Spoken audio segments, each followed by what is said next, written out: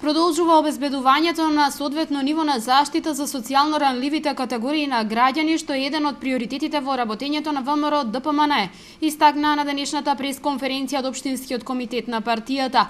Едно од најзначајните мерки, велат, е онаа со која се обезбедува условен паричен надомест за ученици од средно образование кои потекнуваат од семејства приматели на социјална помош.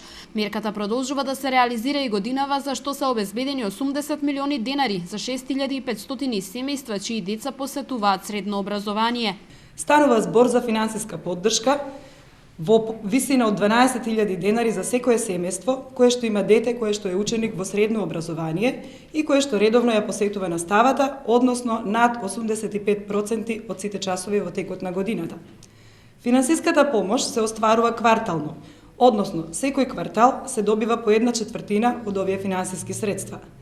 Целта на оваа програма е да се обезбеди дополнителна помош и стимулација за учениците и семејствата приматели на социјална парична помош. На овој начин, велат од ВМРО ДПМН, се влие на подобрување на условите за развој и образование на овие ученици. Во насока на поддршка на ранливите категории граѓани, од ВМРО ДПМН денеска потсетија на уште неколку мерки кои се со цел да им се излезе во пресред.